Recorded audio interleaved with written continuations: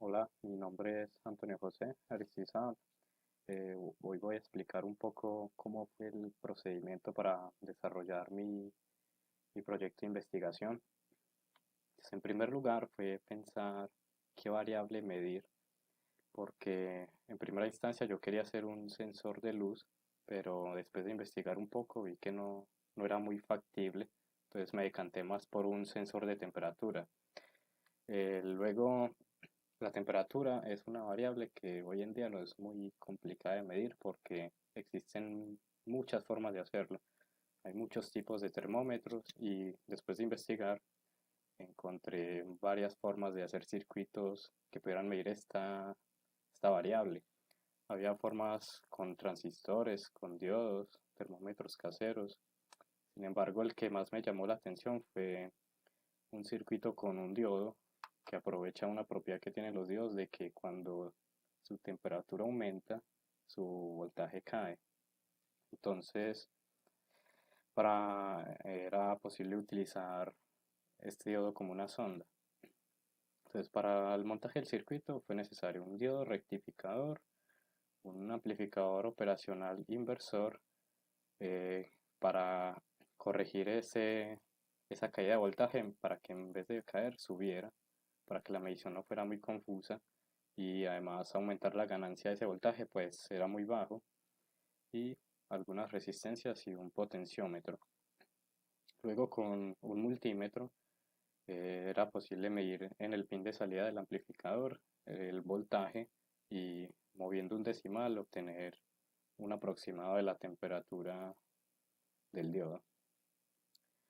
Para comparar estas medidas utilicé un sensor LM35 que es un sensor bastante bueno y barato y con un Arduino es muy fácil sacar las medidas bastante acertadas y aproximadas de la temperatura.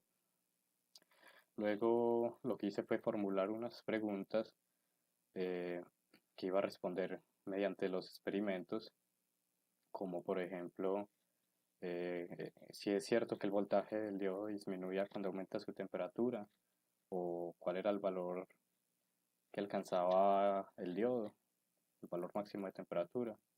Entonces, para estos experimentos yo hice tres pruebas. Una prueba en temperatura ambiente, una prueba en temperatura caliente, acercando una candela, y una prueba en temperatura fría con una bolsa de hielos. Eh, el circuito tiene algunos problemas. Primero que todo, es bastante complicado de calibrar, porque con un simple movimiento del potenciómetro eh, cambia totalmente el valor que se recibe de voltaje. Entonces, también con pequeños movimientos del circuito se descalibraba por completo. Y bueno, ya se llegaba a la conclusión de que el circuito sensor con el dedo puede ser muy útil, sobre todo en temperaturas ambientes, pero no es muy sensible a los cambios bruscos de temperatura, entonces no tiene una fiabilidad muy buena.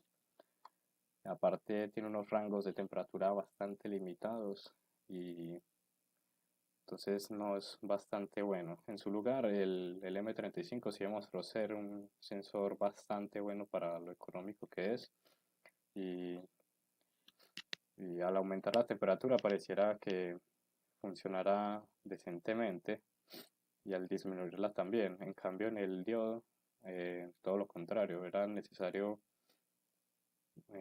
muchos segundos para que se notara un cambio en la temperatura.